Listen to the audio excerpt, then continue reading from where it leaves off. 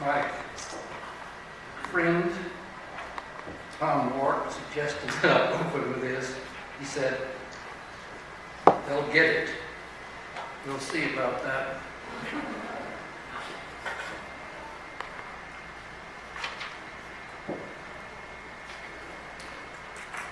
The person whose point of view this is Clyde Craven Jones, a 300-pound British wine critic, probably the most important wine critic on earth, who has a numerical rating scale, belongs to the old order. He's known as CJ. CJ had never read a blog, but he knew well enough what they were. Electronic drivel laid down by uninformed people for the titillation of other uninformed people, with nothing better to do than read that swill. Thank you very much. Yeah. Very good. So, that's not my point of view. There have been two big developments in my time in writing about wine, which is roughly a quarter of a century. First was the outlandish success of the 100-point scale in wine evaluation that transformed wine appreciation into a matter of numbers and defined the Wine Advocate and the Wine Spectator and a bunch of other similar publications and sort of finest, highfalutin versions of Mechanics Illustrated. The other development, many years later, was wine blogging. It was first greeted with ridicule and dismissed by the pros. Well, nobody's dismissing it now. Blogging broke open a closed system and let some light in where light was badly needed, which is what writing is supposed to do.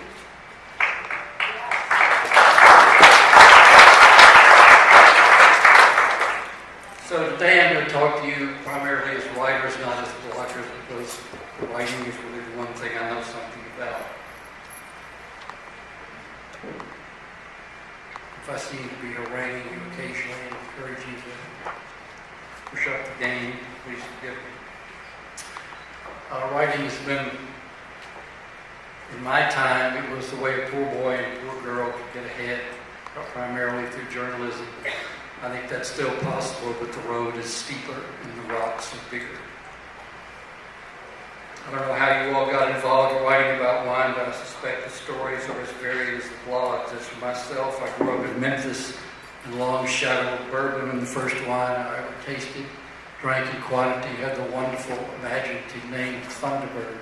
It was both cheap and instantly transformational. Fraternity brother in high school used it in Tom Collins's instead of Nick's, and rendered insensate an entire ballroom in a famous Peabody hotel, including me. I was later struck by the unlikelihood that I would someday write a book about wine and its social manifestations that would claw its way onto the New York Times bestseller list. I came to wine like many of my generation, and maybe some of you, although I doubt that, the Stations of the Cross being Blue Non, Lancer, Rosé, and a desiccated red and a proverbial Chianti Fiasco with a straw base you could use as a candle holder. Also something called Paisano from Gallo in a jug with a metaphorical handle that helped launch many a climb to greater heights. My wife and I moved around after we were married, San Francisco, New Orleans, Europe. I worked for the Rome Daily American for a while and had our wine jug filled weekly from a spigot in the Roman equivalent of a 7-Eleven. I did not write about wine in Rome, but I wrote about lousy American movies being made there, which was fun, but wine wasn't on the horizon yet. We eventually settled in Washington, drinking our way slowly upward like most everybody interested in wine and unable to afford the good stuff.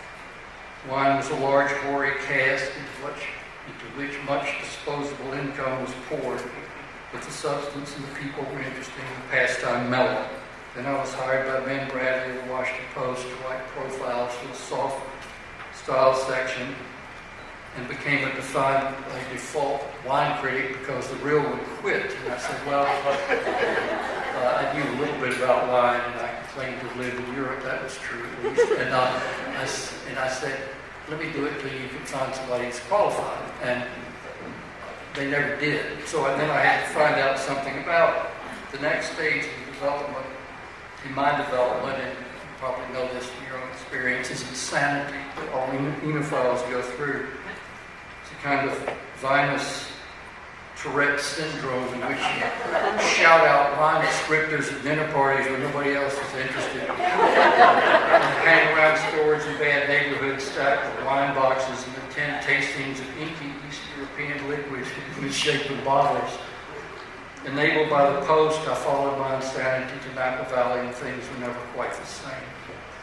Here was a genuine subculture where smudge pots and wind machines were advertised in the newspaper, and the local populace knew what those things were.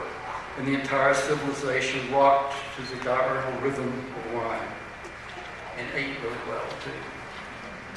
The seed was planted for a book, not about wine, but about the people involved in making and promoting it, and the incredible beauty and fragility of the place. The phenomenal story of Napa had never been told because most wine writers are more interested in the wine itself than in the convoluted backstories of the families involved. And ordinary reporters who might have taken that on were intimidated by wine. Delving into Napa, I was reminded of the South again, which I found instructive. I thought California wine might as well be called Mesoamerican wine because all the real work was done by Mexicans. Many prominent people in the valley were related, if not by blood, then by experience. They shared equipment, sometimes spouses, the love of wine, and the willingness to help each other.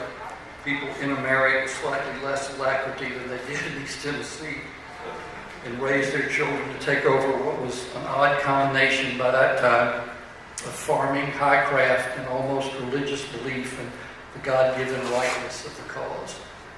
The more established families were primarily agricultural, as in the South, but the Sons were rocketed into a sudden celebrity for which they weren't prepared. The gusher syndrome evinced by Jet Brink in the old movie John.